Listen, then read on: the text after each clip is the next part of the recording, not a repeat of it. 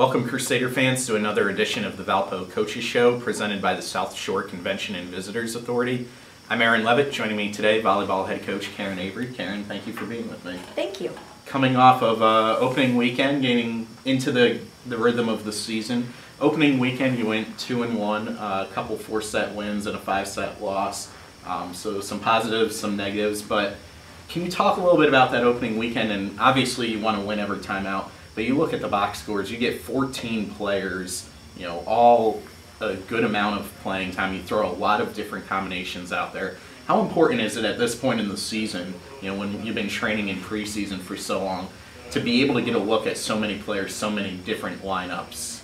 Yeah, you know, last year with so many seniors and so many people returning, we really had our starting lineup set, even during preseason.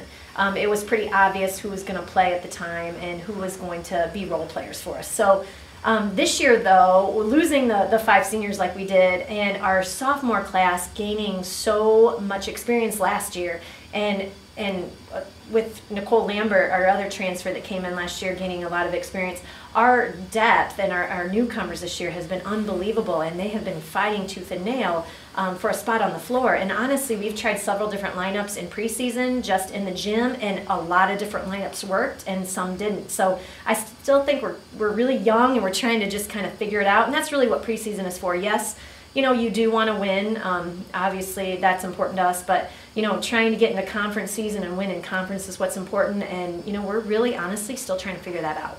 So with so many lineups out there that first weekend, you know, obviously there was some good and some bad. Can you just touch a little bit on what went well for the team in the opening weekend, and then some things you might still need to improve on here in the early part of the season? I guess what I would say what went well was the fact that we were able to play a lot of different lineups, and we did win 2 games and almost won 3 this weekend against a very actually scrappy, really good Campbell team. So, you know, it was nice to see that no matter what you did, no matter who was playing with who or who was on the bench, that every combination really did kind of work for us, and I think that shows a lot of the character of this team and how close they are, and how they kind of, you know, all know each other and they fit in really well together. So I thought that went well. Obviously, it's opening weekend, so there was a lot that didn't go well.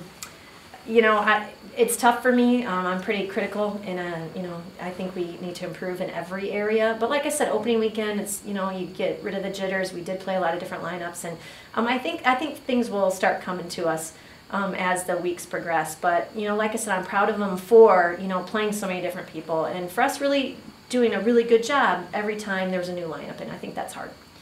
I'd like to take a look at, you had 2 all-tournament performers this weekend, 2 players named to the all-tournament team.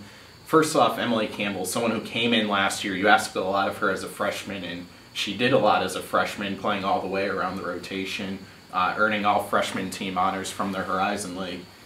How vital is it this year? And she had a great opening weekend, 30-something kills over the 2 matches she played in. How vital is it for her to have that improvement this year, to be able to step in that top outside hitter spot that was vacated with Sarah Doones' graduation? Yeah, you know, outside hitters are really critical in the game of volleyball because, you know, they touch the ball a lot. You know, you're out of system constantly in volleyball, unfortunately, at every level, and your outside hitters, you know, like I said, they can make or break your team. And Emily is very talented. You know, we knew when coming in she was going to be very good. And, you know, as a freshman, there's a lot going on. It's a new system. It's college. It's a different level. And I thought she handled herself really well last year. But we knew, seeing her progression over the year and then seeing her this spring, that she was going to be something really special. And, you know, it was great to see her step up. I think it helps take the load off of some of our seniors who are carrying a lot of the kills per game for us, you know, load for us. And so it was great to see her step up this weekend. She really truly deserved that all-tournament team award, and she played great not only in the front row but in the back row, and that was something she's been trying to improve on, and she's doing a great job. So I was really happy for her to see her win that award. And then looking, Kelsey Barrington as well, her 2nd all-tournament honor of her career from the setter position. A little bit different this year. The last few years you've run what's known as a 6-2 rotation, where you always have the setter in the back row. You have 2 setters subbing in and out for each other. Now, this past weekend with Kelsey, you played mainly what's called a 5-1, where the setter's going all the way around the rotation. How is it different? Like, how do you have to adjust when you have the setter going all the way around the rotation. What have you seen from Kelsey that gives you the confidence in her to be able to keep her out there, both not only in the back row but also in the front row as well? Well, Kelsey, when she came in, I mean, she probably could have run a 5-1 easily for us as a freshman. That's how talented and gifted she is. Not only physically as a setter, but mentally, her IQ is out the window for a volleyball player, and that has a lot to do, with her mom being a Division I head coach. But because of some of our middle situation, we didn't have a middle that could really spread the offense for us. We needed Ariel to be on the court as a senior, and she did such a great job. So she kind of took a step back to do a 6-2 because of some of our other needs. I'm not ruling out that we will maybe do a 6-2 as the year progresses. Obviously, you saw this weekend we did try that a couple times also. So, it's really up in the air, but like I said, Kelsey could have done that as a freshman, and she's a junior and she's experienced. She played I think she's played every set of every game since she's been here, actually. And that shows a lot about a player when they've, played every game they've ever been here, or that she's ever been here. She ran a great offense.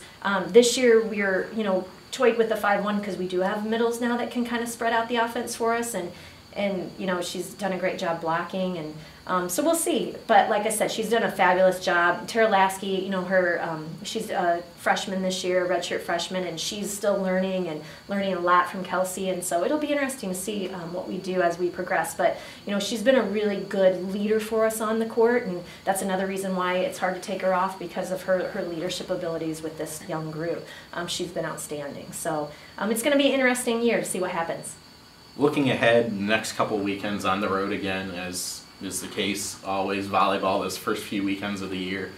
You're at South Dakota State this coming weekend, at Tennessee Martin the following weekend, before coming home for the home tournament, the final weekend of the non-conference season. What are you looking for out of the team? Obviously, you probably want to try to narrow down the lineup a bit. But outside of that, what else are you looking for from the team in these next couple of weeks? Like you said, I think just trying to establish a lineup will help us. It is hard when you're out, and you're trying different things. So hopefully, by our tournament, we'll have a little more solidified starting lineup together, and we can move different people to different spots, obviously.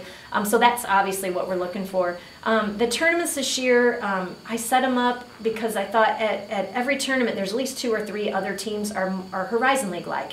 And when I say that, I mean the Horizon League is more, on the shorter side, very athletic, very fast offense, very scrappy defenders. And so when I looked for tournaments, I tried to find teams that I thought were like teams that we play in the Horizon League. I didn't want to play big teams that run a slower offense that we would never see in the Horizon League. So I think we've set ourselves up to kind of give ourselves a view of what the Horizon League is going to be like. And so I think it's going to be interesting to see how, like I said, how we progress and see what we still need to work on as Horizon League play comes.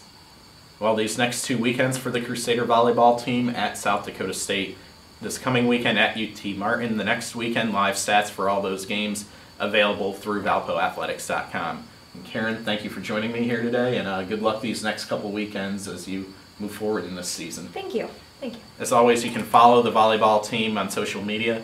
On Twitter, follow at VU_VB. On Facebook, like Valparaiso University Volleyball Team. And for all your athletics news, at Valpo Athletics on Twitter and Valpo Athletics on Facebook. This has been the Valpo Coaches Show, presented by South Shore Convention and Visitors Authority. Until next time, I'm Aaron Levitt. Go Crusaders.